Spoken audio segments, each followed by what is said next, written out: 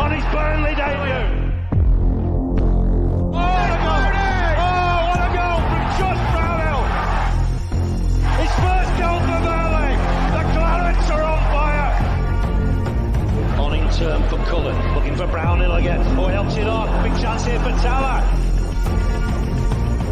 Can he get the crossing? He can! Rodriguez doing it! It's Coutinho at the back post. It's Burnley Banana. 1-0 Clarets.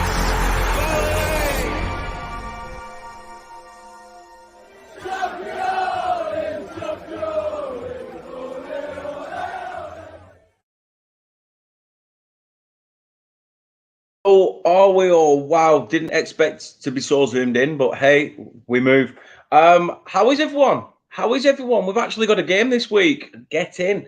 We might actually get a result. So yeah, obviously, as everyone knows, Luton game got postponed because apparently they're ahead of schedule, but clearly behind. God knows how that works out, but I don't understand why the Premier League just couldn't swap the fixtures round and just do it that way. Typical FIFA, the Prem, and everyone else doing everything a little bit backwards. Need we say more on that? Hope you guys are all well as well. It's good to be back doing a video, and I know all these videos are going to be coming at different days, different times, etc. Now that I've got the complicated job of working in a kitchen, and it's quite hard. I won't lie, being on your feet for numerous consecutive hours. Yeah, put it one way, it's not good, not good. But I'm still going to try and bring you whatever I can when I can. So please do stick with us. As I say, you guys have been here since the start, so please do keep supporting. And like I say, we have a game on Sunday. We take on, it's the Battle of the Clarets. It's Burnley taking on Aston Villa. And we're going to see who comes out on top. Unai Emery did very well with them last year, got them to a 7th place finish. And we'll want to either emulate that or take it even further. If you could do us one massive favor, please do drop a like on this video. Also, share on your socials if you can. And if you are new around here and you haven't already, then hit that subscribe button. That really does help us. You can also become a member now. I have changed it. You can become a member for only 99p. I sound like I should just and do the KFC advert or something. But you can do loyalty badges, member shout outs, guest appearances on the channel as well, exclusive emojis to use, which I will be adding more to. And you will also be featured on our YouTube page. And like I said, that is only 99p per calendar month. You can do super chats, super stickers, whatever you want. I'm not going to throw it down your neck. But if you want to, it's there for you to do. However, I've got a cracking guest. Usually you see him going absolutely mental when Burnley hit the back of the net last season, which, to be honest, must have took quite a lot of editing to remember what goal he's celebrating with how many times and how many goals we scored last season. This season might be just easier work a little bit, but we shall see. Even so, you can catch us on socials. I will bring Jacob in just a second. Here is where you can find us on Turf Moor House TV.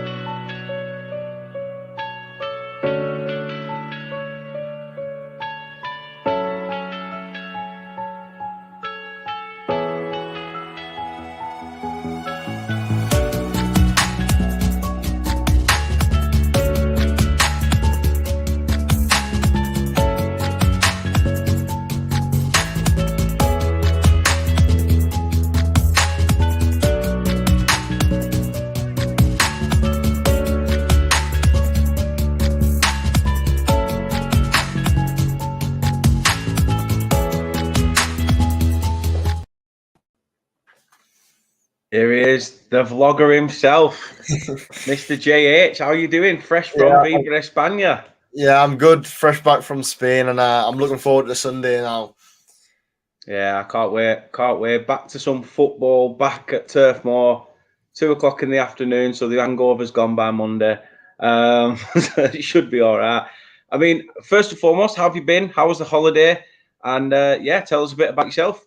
Yeah, brilliant. All I've been doing pretty much is watching football the whole time I've been away. So I've been doing, yeah, I can't really stop. It feels weird stepping away from football for too long. So I've just been sat there watching football most of the time, and honestly, really looking forward to Sunday. Kind of breaking down, I guess, how we're going to be setting up for myself. Just enjoy doing it, and for videos and stuff like that. So yeah, it's I guess I've been away, but I've not been away from Burnley. No, how's it been? I mean, from a vlogging perspective, I know obviously you do a lot of the match day vlogs and things. How has it been? How was it last season? Was it mental with everything that went on? I mean, obviously we've got this season. It's I'm not saying there's going to be too much difference, but in terms of last season, it's pretty much every time we got forward, you were scared you were going to miss a moment. Yeah, it was hard. And obviously, with where I live up in Newcastle, I covered so many miles last season. I think I did all in like 31 games, something like that. And I think it was about 8,000 miles last season. Bloody hell. It's a big trek. And obviously, the games are great. I mean, it's not bad when you've got a big trek, but you know you're probably going to win. I mean, I think the only ones that really let us down was when we went all the way to Reading and then we drew 0-0. Yeah. I think it was about 11 hours traveling to get there, and then we just drew 0-0 and we're absolutely awful. But it's part of the game. And honestly, this season, as much as it's going to be a lot harder, the traveling's even worse. I'm honestly really looking forward. I've already lined up my travel to get to Bournemouth away, and yeah, I'm buzzing to get back to it. To be honest.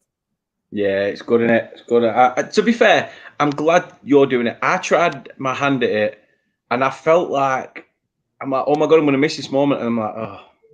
And then you get another moment, but then yet again, that was the season we went down. So to be honest, probably not the best season to have done it or started. Yeah. But I mean, obviously, you've got a YouTube channel yourself, and obviously where you put all your match day vlogs and stuff. Tell people a bit about that and where they can go show their support to you. Just at Jacob Horsfall. All I do really is obviously match day vlogs. It's like I do a lot of stuff just talking about general football and stuff like that. And alongside that, I go Burnley home and away. So me and my mates just go and watch the games.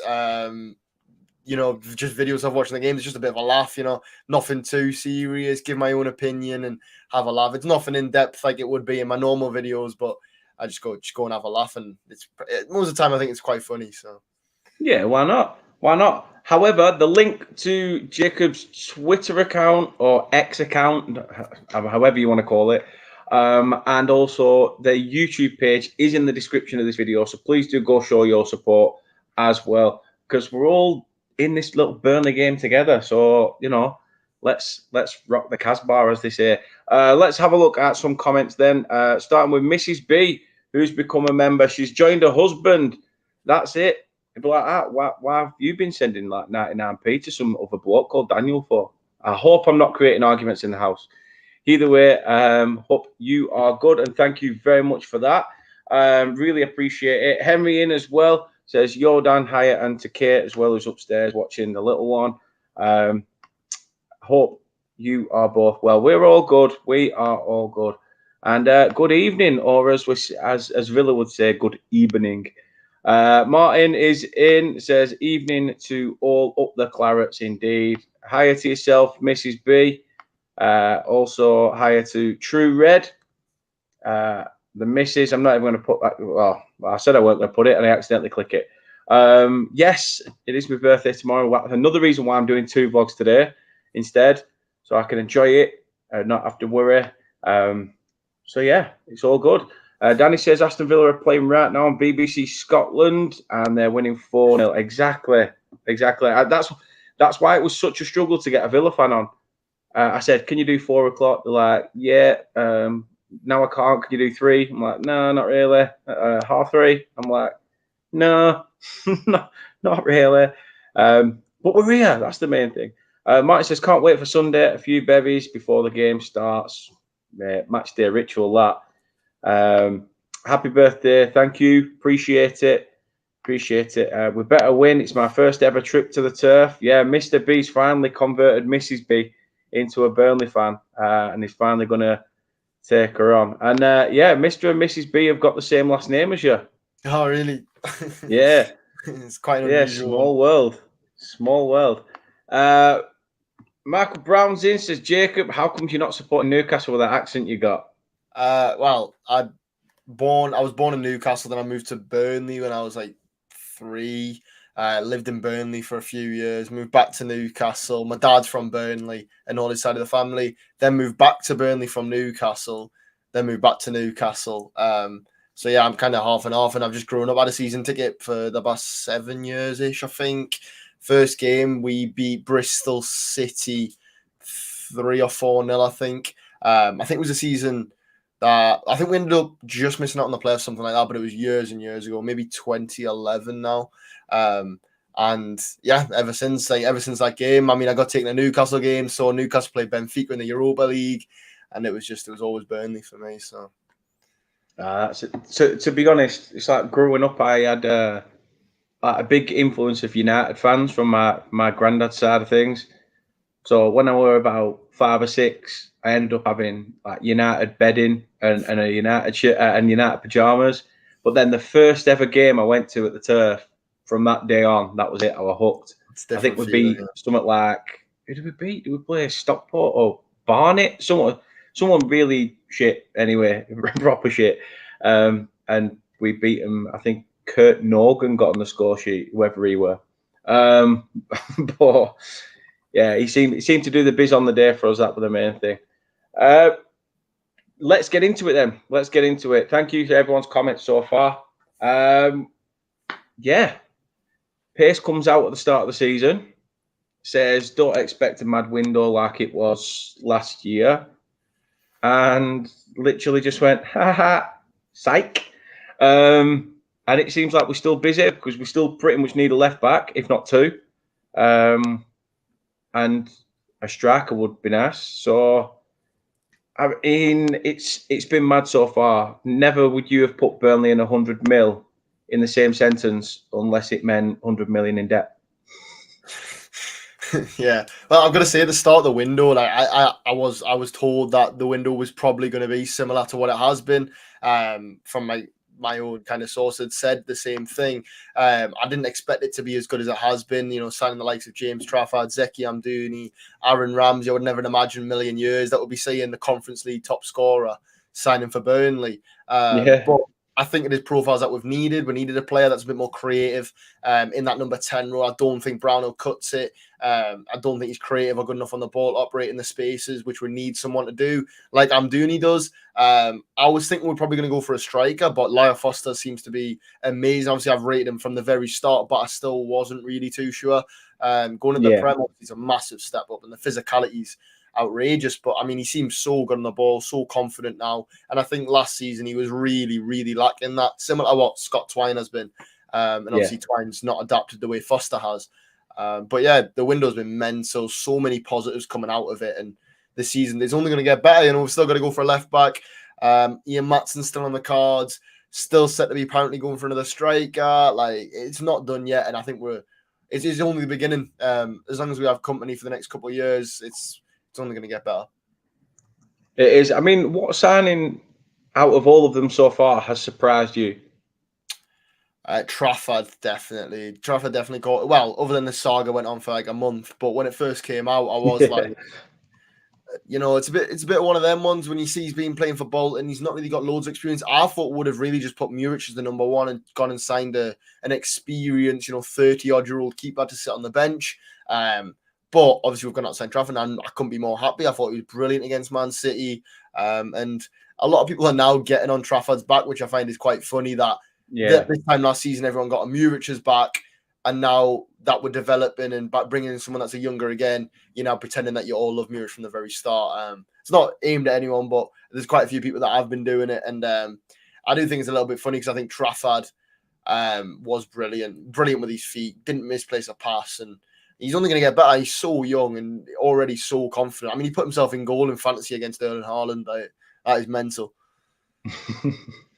To be fair, I think a lot of people make judgment on signings, don't they, as soon as they walk through the door. And a lot of signings don't always, they don't pay off straight away. I mean, like you said there, Lyle Foster, we've seen how he struggled to adapt to the Championship. But I said to everybody from the beginning, Lyle Foster will be like our new Ashley Barnes. We get to the Premier League and this guy will shine. Yeah. And to be fair, so far, he's pretty much, not so much in goal return, but just his sheer tenacity to even get back while teams are trying to counter from corners. But I don't know. I just like the tenacity of the guy. I think that what he does, it's almost like he comes back. It's like having more of a cam than a striker, if anything. the way he helps out. But fingers crossed the goals will come eventually. Yeah, honestly, Lyle, from the start of last season, you could see he had so much potential. He was only going to get better, and he obviously has done this season. I think he has the physical attributes now, which he maybe lacked last season, even though you could see they were still kind of there. I mean, he holds the ball up so well. I've never seen a player drag Kyle Walker across the floor like Guy Foster did. And even the fact that he's brilliant now on the ball, he seems so confident. Again, dropped Kyle Walker one-on-one. And honestly, I think the goals will come. Will he become that prolific goal scorer? I'm not as sure, but I think when he gets one, he gets a few. And it's only going to get better, and that's not where we're going to stop. You know, there's so many players that are going to be like that. I think Aaron Ramsey, I think he'll take a little bit of time to adjust, but when he does, he'll be unbelievable. And I think a lot of people, like you said before, do judge early without actually knowing much about the player, and they kind of create this negative stigma around it without actually doing any looking into the player.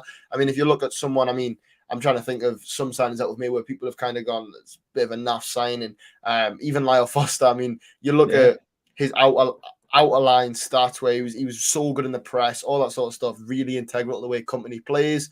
And I guess people do kind of make them assumptions. I mean, you look at Del Croy, that lad that's just signed, no one's really buzzing about him, but you've got to have them squad players to be able to push on.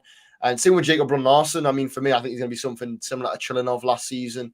He's just kind of going to, ride the bench, come in when we need him, offer that bit of experience that we're going to need. And it's the same when people turn the nose at Michy Batshuayi. Came out today. I would be absolutely buzzing if we went and signed him. Brilliant number 2 for Foster. Had some brilliant competition. The experience he's got is almost unvaluable. Like, you can't put a price tag on that. Playing the Champions League, playing for Chelsea, been in title races before. That is exactly what you want for a team of such young players. Played in World Cups. He's knocked England out of competitions before. And I do think people make some silly assumptions a lot of the time. I think people do get a little bit ahead of themselves, think Burnley maybe are bigger than they already are already. I mean, we are on the up, but turning the nose at Michy Batshuayi, I think is a little bit arrogant. Yeah, same. I couldn't agree more. You mentioned, obviously, both of these signings are done in the same day. Strange. Not something Burnley do quite often, really, but I'm guessing, like you said there, one of them obviously excites you the most in Ramsey. It took a while to get done, didn't it? The talk had been going on for ages, and now he's finally here. I mean, Aaron Ramsey signed his contract weeks ago. He was training. I don't know what took it so long. I mean, he's been in training for ages. So it's a bit of a weird one. I mean, even in the interview, you see he goes, I'm looking forward to Friday night. So he's been here before Man City.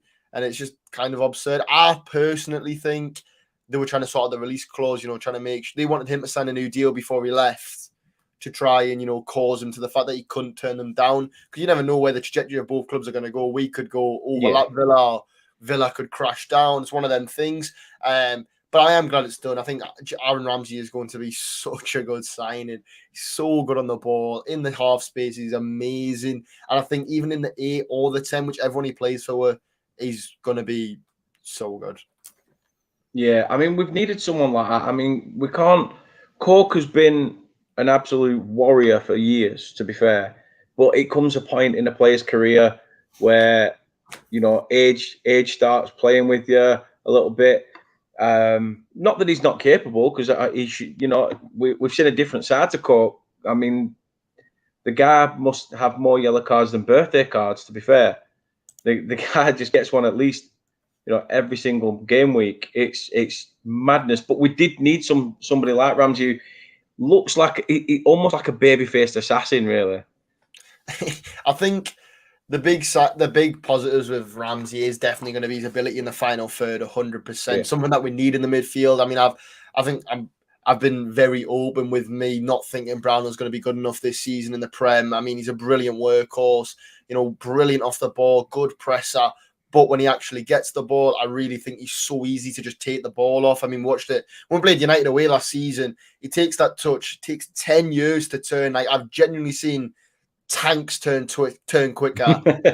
And now we've got someone like Jacob Ramsey, can pick up the ball, can turn, still good in the press. Obviously not as good as Brandon. You can't replace his passion. And honestly, I really hope he doesn't leave unless a big money offer comes in of something like 15 million, which I doubt will happen. But yeah, I think Ramsey offers so much. Same with Sander Berge. Again, a new profile to the club that we've not had for a while. That big tank midfielder who's also so good on the ball. Brilliant at carrying the ball at the pitch. He's so good at just bursting through the lines, which is obviously something that we definitely need. I'm interested what we do, though, against Villa. 4-3-3, 4-2-3-1. So many options now. It's kind of unpredictable. It is. It is. One question I will ask, because it's pretty much every single Burnley fan asks it. I mean, are we still in for him? Probably. We're still probably hoping and praying that Southampton will eventually go, yeah, go on then. But for you personally, do you think the Teller deal is sort of dead now? Yeah, I think it's dead in the water. I mean, for a while, I know we were in talks for him, and now Bayer Leverkusen have stepped up interest. But personally, for me, our targets right now are left back, another holding midfielder, and probably a forward, which I do think is needed. And Teller, in that forward role, we need a backup forward. We don't need this big man. I guess we do need someone that can play as an inside forward, kind of up front, a goal scorer. But for me, you're going to be looking at 20, 25 million for Nathan Teller at this stage. And can I see Burnley going out and spending, 150 million in one window? I don't think we have that funds left. I think we'll probably spend big on Ian Maatsen. I think that could probably happen. But I think Teller will only happen if we end up cutting light on some of the other deals. If we get maybe Maatsen on loan, buying Leverkusen, the deal ends up falling through, then we could potentially go back in for him. But as we're speaking now, I think the deal's dead. I mean, we're always going to be interested because it's Teller, but yeah, I'd be very safe to say that it's dead. So Teller's going to become the new Henry Lansbury every window. Then that's how it is. That's how it's going to be. I mean, from a left back perspective, like you said there, Ian Maatsen, obviously the first shout, and fingers crossed that gets over the line. But is there anybody in particular that you think Burnley should be looking at? I think Hartman we're looking at. Well, it came out that we're looking at early in the window from Feyenoord. Brilliant player, brilliant defensively, brilliant going forward. Ticks all the boxes, really. And other players, I would love us to see go and get can't remember his name, the left back from Man City that we're looking at again early in the window. Again, Sergio Gomez. Yeah, Sergio Gomez. What a signing! Would be brilliant. I hope we don't go for Alvaro Fernandez from United. I think that would be for me. I think he's a good talent. He will become good in the future, but Premier League standard, don't think it's for me at the moment. But yeah, honestly, Ian Maatsen has got to be the one. Chelsea want out. Chelsea want money. Just pay the money and get him in because we need a left back. I mean, I'm assuming we're going to see Del Croy playing at the weekend, and Del Croy against against Diaby. I'm not convinced. However, Del Croy's stats were still quite impressive playing in the Belgian league, and obviously Company's seen something in him. Whether it is to play as a backup, I'm still confident he's going to be solid. But against Diaby, you would prefer at this stage of the season, going into the last couple of days of the window, well, the last week or so in the window, I would personally want our business wrapped up, but knowing Pace and Company, we're going to be going right until the very deadline to see if we can get any more players in. Definitely. It's not just players in. Players that are here have signed new deals. We've seen Bennett, we've seen Anas, and now we've seen Josh. Josh has finally put pen to paper. Cullen is staying with us. Again, new deals for key players that have been pivotal for us, especially last season. It's almost like a signing in itself, isn't it? Oh yeah, Cullen he's a joy to watch. Probably one of the favourite type of midfielders that I could watch. Well, not even that. Probably one of the favourite type of players that I like to watch. Someone that can come in, get the ball deep on the half turn, spins his man and plays that simple ball. He's so good and so integral to the way. But I mean, you can see by the fact he didn't play any pre-season, was in training for about 5 days. Company put him straight into the start 11. You could see he wasn't fully fit. You could see it, but I think that says enough to how important he is to our system, and also the fact that why it's so important that we go and get someone can kind of compete with Cullen or offer some depth for him, because Court can't do the Cullen role. I don't think he's technically sound enough. But obviously, after that, Fabio Viega, I think it is from Sporting. So it looks like he could be coming as the backup, and I think it would be a good signing because Cullen playing every game of the season in Premier League, it's going to be hard on him. It is. It's going to be very, very difficult. What did you make of the City game then? I mean, we kept it below 4, so brill, every plus. But when you've just got a big freak of a goal scorer who seems to know where the net is, to be fair, I didn't think we even played that bad a game. No, I was impressed, honestly. Coming off, I was really, really impressed. I don't think the lads really let themselves down. I mean, obviously, as the company says, it's probably going to be the worst we're going to play all season because of the fact that it's first game. You look at how we did against at the start of the championship last season. By maybe even just November, we were 10 times, maybe 20 times the side that we were. So if you look at this season, starting off against the treble winners, it was always going to be incredibly hard. And also the fact Erling Haaland's, I think he's got to go without even looking. And that is just, it shows how classy he is. You can't stop them. I saw people trying to critique, saying we didn't defend him well, give him too much space. Honestly, the first goal, there was almost nothing we could do. We had a defender in between his legs, and he still managed to get his foot on it. We then also had 3 defenders in front of him trying to block it, where he had his back facing away from the goal, and he still put it into top corner. And there's nothing you can do against players like that. And that's just the natural quality bound barrier. And I think in that first half, the pressing was ridiculous. I think we should have definitely had a penalty. Possibly could have changed the game. I'm not saying would have won. I don't think we would have. But that one goal, going at half time at something like 1-1, even 2-1, is a completely different story to being 2-0 down. But yeah, that goal before half time, I think, killed her a little bit. But I was super impressed. Honestly, I thought we were class. And it's only going to get better. And that's the main thing to think of it. We're only going to get better. I will only start judging we're in a negative light if we're still not to where we should be come December time. But I think we'll be above where I think we will be. Yeah, I'd like to think so. I would definitely like to think so. Villa are 5-0 up now against Hibs, as scored earlier. 84 gone in that game. Douglas Luiz with a penalty in the 74th that made it 5 goals to nil. Coming off the back then of Villa getting a decent result against Everton, and now obviously turning Hibs over like it's just nothing. Perfect time to play Burnley, isn't it? Not. Yeah. Honestly, I watched them earlier. I watched the first half, and honestly, Hibs were diabolical. Like, I think genuinely a primary school team probably could have given them a game. And honestly, Villa weren't that impressive. They were solid, but I wasn't really taken aback like I've been expecting Emery to do this season. They're a brilliant side nonetheless, though, and it's going to be a serious game, a serious battle forward. But honestly, I think it's going to be a big high-scoring game from both teams. I think both teams can be caught out defensively. I know we can. We know that, long balls into the box do kill, and that's how they've killed Hibs today. Some just big balls into the box. Ollie Watkins knocks them down. So for me, I'd probably be wanting to play maybe Ekdal alongside Bayer. That bit more aerial threat, and he can hopefully head clear. I mean, I don't know how good O'Shea's in the air. Not really seen him head the ball too much. So I would like to see Ekdal, but I'm not too bothered who does play. But also, Villa can be also caught on the break. They can get caught if you shift the ball quickly. They get caught in transition. So it'll be interesting to see. And I think it's going to be a really, really entertaining game for the neutral fan, and even for us. I can't see us not getting a point at the least out of it. But at the same time, a point I would be absolutely buzzing with. Yeah, definitely. Especially after their last 2 results, where like I say, one in the Premier League and one in the Conference League qualifying. It is going to be a tough game. However, I'm not. They're going to potentially rotate, maybe. Who knows? That. I mean, we had that problem, didn't we, with Europe, where if you haven't got the squad depth, you are fucked. Basically, there's no other way of putting it. You're up shit creek without a paddle. So something has to give. Fingers crossed they do play a weakened side because it helps.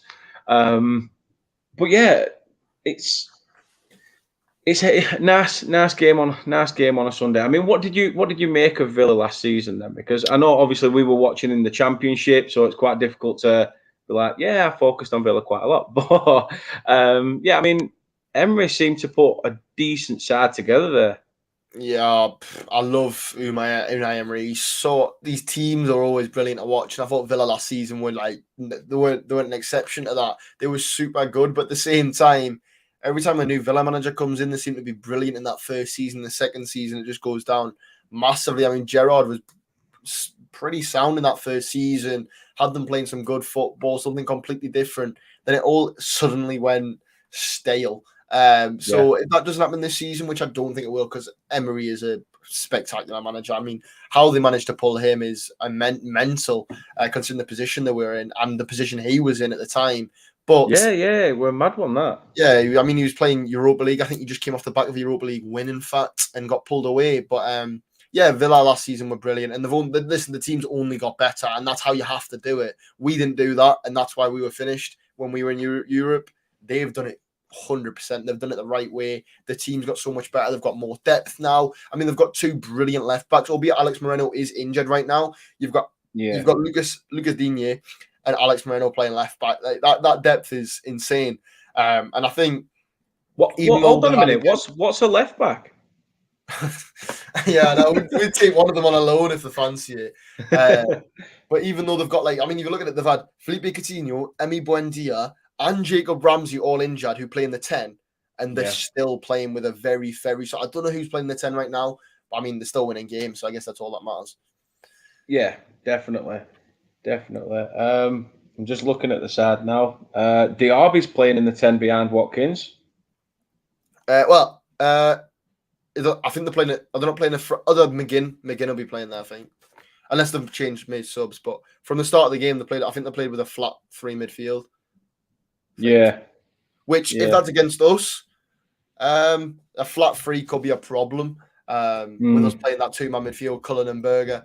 But also, the try and press were quite high with obviously having Louise and McGinn. McGinn's work rate's something special. So he's kind of like their Brownhill, if you know what I mean. And I think that could be a problem for us. But at the same time, City pressed to it. I think we'll give the ball away like once against one of the best pressing teams in the world. I'm not scared of trying to handle with John McGinn. No, he's a good player. John McGinn reminds me a little bit of Robbie Blake. Yeah. To be fair, he sticks his arse out a bit. He's got that build of someone who shouldn't really be able to shift as much as he can, but does. I like John McGinn as a player, but again, he's one of those. He's a bit like Barnes when we had him at Burnley. You know, you'd rather have him in your team than against you. But fingers crossed, we'll be able to keep him quiet anyway. True Red says Aston Villa have Burnley a few years ago. Not enough squad depth with the Europa League. That could have cost Burnley relegation, but didn't. Yeah, like I say, it's a very tough. You've got to find. I'm going to sound like Dash here, but you've got to find that fine balance. It's the fine margins. You've got to find all that malarkey, and just see where we go. Talking about obviously back to Burnley as well. We've got coming up after Villa. For some reason, it's decided to go very, very slow. Forest away in the Cup. Probably won't even do a preview for that because, in fact, I think I'm working that day anyway. How do you think we'll do in Cups this year? Because, we did pretty well last time out. It's always hard to say. You don't know who you're going to get, but I think there's no reason we can't get a solid cup run together. I would obviously love to see us do something like Brighton last season, semi-final, trip to Wembley. I mean, it's, everyone dreams of it. But honestly, I'm not too bothered. I mean, this season for me, 17th place in some good football, I would be over the moon. I'd take it right now. But same time, Vinny's not like that. Vinny will want to go somewhere in the cup. Vinny want to be where we were again. Vinny will want to play Man City again, and you want to try and, as he said in the documentary, get better every time. So yeah, honestly, quarterfinals would be lovely. If we can get there, it's amazing. If not, I'm not too bothered. But like I said, Vinny will be 100% pushing for it. And honestly, if Vinny's pushing for it, we've got the depth. We can go in the cups and we can play something like Sander Berger and Aaron Ramsey. Or we can play Cullen and Brownhill and then play Cork and Berger. The midfield is mental. On the wings, we could have a full cup attack.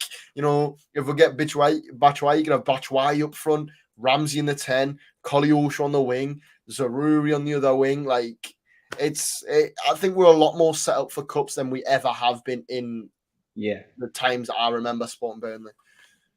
Definitely.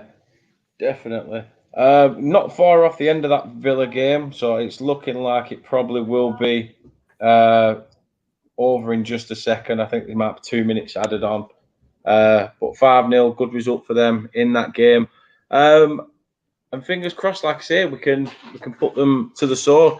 Is there any players you wouldn't mind seeing getting a runabout, maybe against Villa? Some of the new ones that have come in, like we say, Del Cro, Ramsey coming straight in, and VK Super Claret says Odebert as well.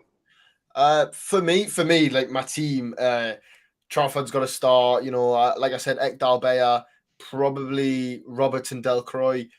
Only because we don't really have a left back, and as much as Aldakiel has been phenomenal, I could see Vinny probably going back to just using Delcroix there. If not, then I'd be happy with Dakiel playing. I mean, he's phenomenal, and eventually he's going to probably be one of our biggest assets, 100%. Then I'd like to see Cullen and Berger in the middle, Zeki in the 10, Koleosho and Benny on the wings, Foster up front.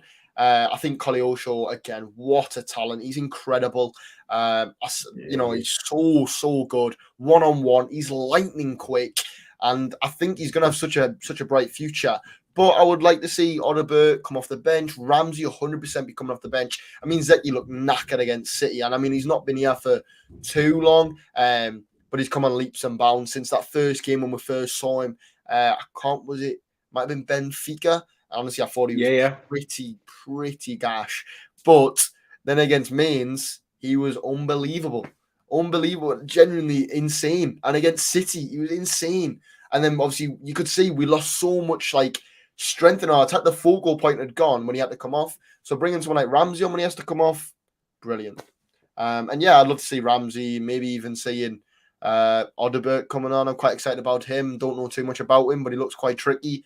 And I can't even remember all the new signings. So I know that's why it was struggle last year. You're doing watch longs and you're like, oh, Bastian's got it. No, sorry, that was Matson. Pass by Matson. And you're just like, whoa, where's this going?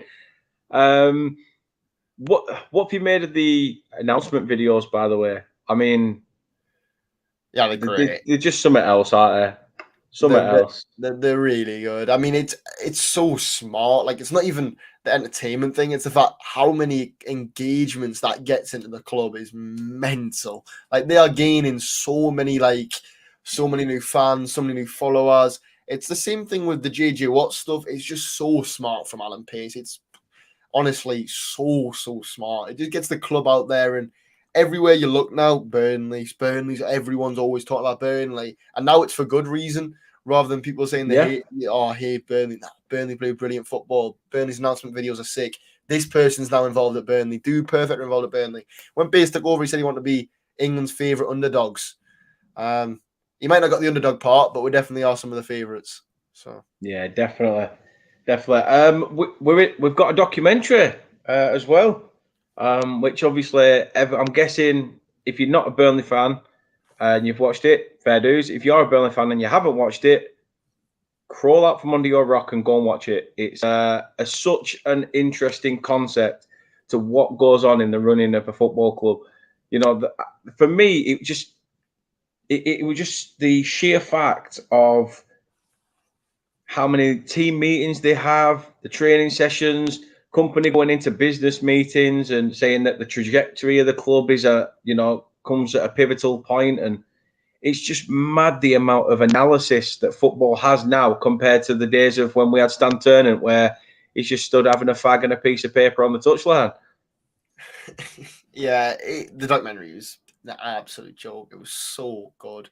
It was incredible. But yeah, it shows so much. What annoyed me was, obviously, we knew that the stick Pace got was ridiculous, and I've been a number one Pace fan from the very beginning.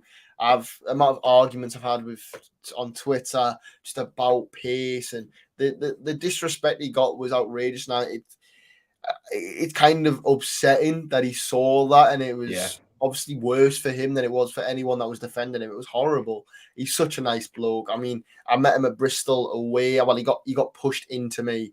People were trying to get him to meet me, it was great. And he's such a nice guy. I spoke to him on his birthday, and he was like, "Oh, I hope to see you again." He's just such a nice chairman. And and he's exactly what Burnley have needed. Breath of fresh air since Garlic. Garlic did what he could have done, did a good shift. I think he realised that we were punching above our weight, and he was just happy just to, I'll take the money, put it into the training facility, set the club up for as long as I can to not go down to like the League One, League Two, rather than kind of the way Pace is doing it. We're trying to push into the future. Now we're trying to look at how far can we go, not how long can we stay here, which is completely different to what Garlic was trying to do. And Pace has got it absolutely spot on at the moment. Yeah, he has. Definitely has. In terms of where do Burnley go from here, obviously it's still very, very early doors in the season. But prediction-wise, what would you be happy with? Like you said earlier, Vinny wouldn't be happy with, just finishing above the drop zone.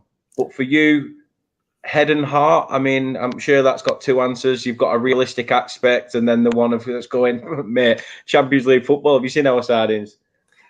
Yeah, honestly, I'll be over the moon. 17th, good football.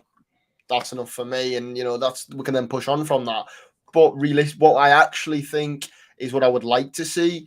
14th, 13th push. I think it's possible with signings. We've got such a hard start to the league, but I think once we get past back end of October, we're looking at Brentford and Bournemouth away, them excel.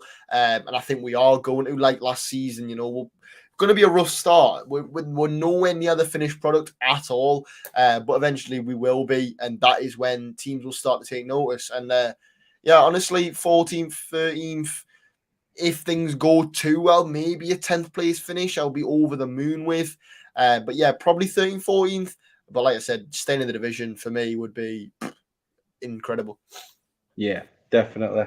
You've got to take the little wins to begin with, haven't we? That's the main thing. The slow process. Yeah, exactly. It could be worse. We could still have Sean Dyche coming out with the same garbage at Everton that is coming out with at Burnley for numerous years. You just can't compete in the market and all that jazz. Fine then. Prediction. How? Yeah, I know you said it. You said something big off camera. Are you sticking with it? Yeah, I think it's going to be 3-3 on Sunday. Two brilliantly, so good attacking sides, two brilliant managers coming together, and it's going to be such an exciting game. I said it before, so exciting for the neutral. And I think, 3-3, it's going to be a big game. I would obviously be more than happy to take a 1-0. But I don't think that's going to happen. I think we've got too much attacking talent. Once we get one goal, I think we will really push on now. It's all about them fine margins, which we've not been able to click, which we didn't against Man City. I mean, the chances we had against City, we should have scored one or two in that. Yeah, should have buried it, at least one. Easy. As much as we should have had a penalty, we should have scored goals. Moving on to Villa. They're a brilliant side, and we'd be more than happy to take a point. But I do think, 3-3. I think it's going to happen, yeah. Oh, mate. I would snap your hand off for that now. As long as it's not one of those where we got like a Blackpool scenario again. Yeah, well, we've battered them. Yeah. Well, absolutely pace them 3-0 up, and then we just chuck the game. Again, that's going back to what you said. Beginning of the season, we're just, it was almost like there were a few times last season where it felt like we'd score 3 and then just be like, right, foot off the gas. These are already done. It happened near the end of the season. Happened near the end of the season once we'd been promoted. I was there, took the trip to Rotherham. Horrible. Reading, like I said, horrible. And then obviously we had to end up going and win at Ewood. But I think it's going to be the same. It's going to be the same. We did it last season, lost to Watford 1-0 when we should have scored about 12. And it's going to be the same. Yeah. And I'm looking forward to it. It's quite good that we've had a difficult start because it means we have to go straight into it. City, United, Villa, Newcastle. I mean, Newcastle away, we could genuinely ship 6. And that's the one I'm really worried about. I mean, how do we go and set up at that place? It's going to be horrible. Going to St. James's Park is going to be horrible. And like I said, we genuinely could go and ship 6. So I'm genuinely more scared of playing Newcastle away than I was of playing City at home. I think it could be a killing. But at the same time, by that time, if we're playing with good football, there's no reason we can't take points. So, no, that's true. Obviously, final thing to probably touch on as well. We apparently played behind closed doors friendly today and tubbed Man United 3-0. Yeah, it's again, it's behind closed doors friendly, so I guess it's not a big thing, but it's also again massive. I mean, we beat Dundee 6-0. I mean, you look at Villa beating Hibs 5-0. We beat Dundee 6-0. It's, swings and roundabouts, I guess, but it's all about getting the minutes in the tank. Vinny, the fact that Vinny's whacked them on two, he's given them a little bit of time off, give them a couple of days off after the City game, regroup. We didn't have a game at the weekend.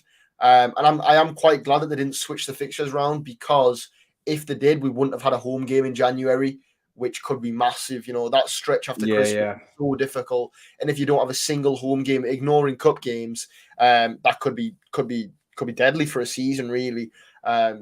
So I am quite glad it didn't stay, as much as it's crap not having a game. And I'm so glad we played Dundee and United, because that fitness, it's so good. And the fact we managed to play Man United, such a competitive side, it's Vinny all over, no rest. No, it is. Someone just sent me a joke saying Sky Sports are reporting that a Manchester United training session was delayed today by nearly 2 hours after a player reportedly found an unknown white powdery substance on the pitch. Training was suspended and the police was called. After a complete analysis, experts determined that the white substance unknown to the players was the goal line. Training resumed after the police decided the team was unlikely to encounter the substance again this season. Whee! Done in. I know I said finally for the last two questions, but this is the last one. Your three teams to go down.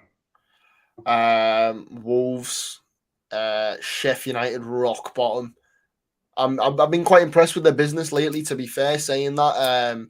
Whilst I've been on holiday, I put a video out just before I went on holiday, just as I'd gone away, talking about their business. And then straight after that, they've signed Harmer, Vinicius Souza, Cameron Archer now. So I'm going to say Sheffield United just about, maybe not rock bottom now, maybe just about on that. I think Luton are going to stay up. So Wolves, Everton and Sheffield United, I think, are going down, yeah.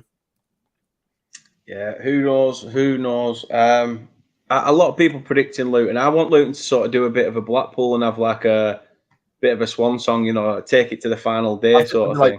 I think they'll be like us. That first season came up with Dyche, went straight back down. This side that they've got pisses the championship, like treats it like annihilates it. So I think they'll go down. They won't lose many players. Maybe Ryan Giles at a push. And then they'll come straight back up, and they'll be so much more well fixed to come and stay in the league. They'll have more money to spend. They won't be upgrading the stadium. And it's like us, they do a good push. Yeah, definitely. Jacob, appreciate it, mate. Appreciate it. Like I say, still got that holiday glow about you. And like I say, ready for some football on Sunday. So I appreciate you giving up your time, mate. Really, really do. No worries, tell people again where they can show you their support to you. Jacob Horsfall on YouTube, Jacob Horsfall _ on TikTok, Jacob Horsfall _ on Twitter, and content pretty much around the clock. 100%. Please do go show your support. As I say, Jacob's Twitter account and YouTube channel is in the description of the video, so please do go check them out and show your support. I am stupid, and you're going to get sloppy seconds of me at 9 o'clock as we do our prediction show for match week 3 of the Premier League. So join us at 9 p.m. and get your predictions in for this week's games. Again, Jacob, really appreciate it. Thanks to everybody in the chat. Really do appreciate your comments and the love and support. But until then, we will see you. Well, I'll see you at 9 o'clock. But in terms of game time, up the Clarets and let's hope for a win on Sunday. Come on, the boys.